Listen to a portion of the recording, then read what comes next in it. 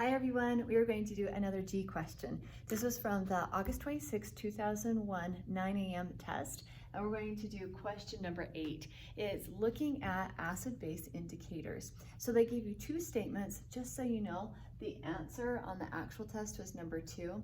And the reason why it was number 2 is that the first statement is correct and the second statement is incorrect. Let me show you the theory and the reasoning behind this. So in our first statement, it says, methyl orange is a suitable indicator for a titration of a strong acid and a weak base. Let's look at the titration curve together. So here's your titration curve. pH on the y-axis, we're going to have the volume of the strong acid on the x-axis. So you begin with this weak base, which is going to be about a pH of 9, somewhere right in there. We add the strong acid, that pH slowly decreases, and before you know it, we finish the titration. We're going to be at a low pH of a 1 when we're only adding acid and that weak base has been consumed. Here's the key. The equivalence point right here, this is where the moles of the acid equal the moles of the base. That pH is going to be less than 7. Now let me justify that for you. Take a look at this equation. We're going to have a strong acid plus a weak base.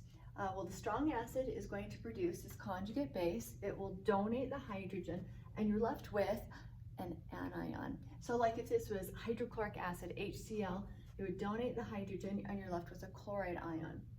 Here, our weak base is going to produce a conjugate acid. Here's the important part. Right there, that anion will be a neutral ion. It will not impact the pH.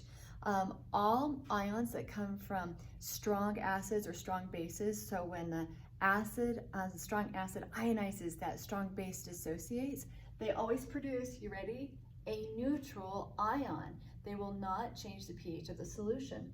So the only thing in that solution that's going to impact the pH is the conjugate acid. And that conjugate acid is going to have a pH less than 7, between like a 3 and a 5. So put this together. Methyl orange, it changes colors. Oh, look at that. Between pHs of 3 and 5. A weak acid, right there, a weak acid. Now, when I'm teaching this to my kids, I give them the theory, okay? I tell my students the theory, but I tell them really the quick, dirty way to think about this is when you have a strong acid and a weak base, just think, oh, that strong acid is like it trumps. It pulls the equivalence point pH down lower than 7. Now, is that the theory? No, but if it's an easy way for you to remember it, you can remember that. Now, you did have to have memorized the color change of methyl orange, that changes between a pH of 3 and 5. Again, the real reason why is the only thing that's left is the conjugate acid from that weak base, and that a weak acid now is going to pull that pH below 7. Now the second statement's incorrect. It says the phenolphthalein is not a suitable indicator for titration with an acetic acid and a sodium hydroxide. Well, actually it is. It is. Phenolphthalein is a very appropriate, suitable indicator for a weak acid and a strong base. Let's look at this titration curve. So you're going to have, again, pH on the y-axis. Now we're adding the volume of the strong base, sodium hydroxide. We'll start just with our acetic acid. It will be about a pH of 3. It will slowly, gradually, as we add our strong base, increase the pH. We quickly are going to change, not super fast, but pretty fast, change the pH. We'll end up here with just a sodium hydroxide, about a pH of 13. And here's the key, the equivalence point.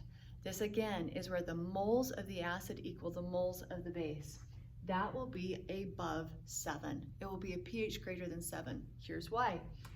So let's look at the reaction between the acetic acid and the sodium hydroxide. Acetic acid plus, so the sodium hydroxide, when the sodium hydroxide is put in water, it dissociates. The sodium ion is a spectator ion because it's neutral, so I just dropped that, okay? I dropped that. If you need to watch, a video on how to do net ionic equations, I will put a link up above. So you've got your hydroxide. When the hydrogen donates from the acid accepted by the base, we're going to get water and our acetate ion. Okay, Water, you know, has a pH of 7. So at that perfect equivalence point, the only present species to change the pH is that weak conjugate base. It's going to be the conjugate base. The acetate, which means is going to pull the pH above 7.